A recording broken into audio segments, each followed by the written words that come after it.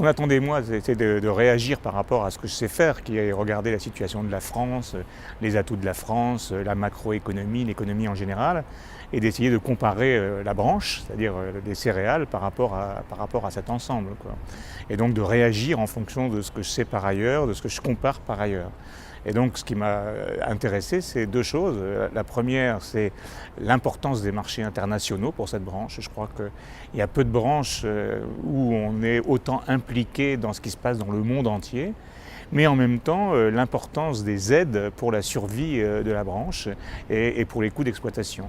Donc deux choses, une chose très très positive qui est la performance de la branche sur les marchés internationaux, une chose qui me semble un peu aberrante qui est l'importance des aides dans le coût d'exploitation, dans le coût de survie, on va dire, des exploitations. La question qu'on pose immédiatement, c'est quel est le juste prix d'un produit? Est-ce qu'on peut accepter qu'un produit soit vendu sur le marché à un prix inférieur au prix de revient de ce produit? J'allais dire en termes populaires, ça n'a pas de sens, hein. Donc la question, c'est comment organiser, comment faire une politique économique qui permette à un produit d'être vendu à un prix légitime, juste. Qu'est-ce que c'est qu'un juste prix? Mais au moins un prix rémunérateur pour celui qui est à l'origine de l'exploitation de ce produit. Je crois que l'enjeu aujourd'hui, c'est qu'on vit une deuxième grande mondialisation. La première grande mondialisation, elle a eu lieu au XIXe siècle, dans les années 1860-1900, où le prix du transport maritime, l'ouverture du canal de Suez, a fait que le prix des transports a été divisé par 7. Et d'un seul coup, les céréaliculteurs français ont vu débarquer des blés russes, des blés canadiens, des blés des autres mondes, et ça les a paniqués. Et donc ils ont demandé une protection vis-à-vis de cette concurrence. Aujourd'hui, depuis une trentaine d'années, on vit à peu près la même chose, sauf que cette fois-ci, les céréaliculteurs français se sont adaptés à cette nouvelle donne.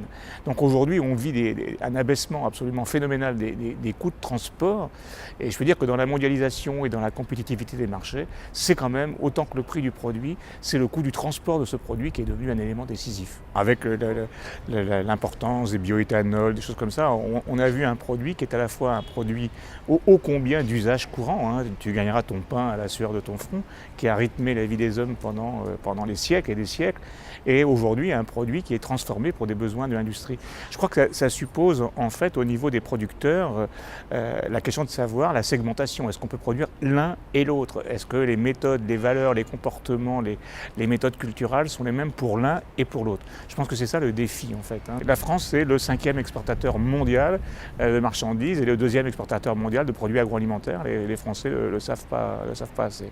Ce qui m'a le plus surpris, mais ce n'est pas une surprise parce que je connaissais un peu la branche, c'est justement le fait qu'on ne parle jamais de la France détachée de l'ensemble du monde. Et je crois que pour des Français qui en général sont peu sensibles aux évolutions du monde, je crois que ce qui était intéressant ce matin pour moi, c'est de voir à quel point cette branche ne résonne qu'au niveau mondial.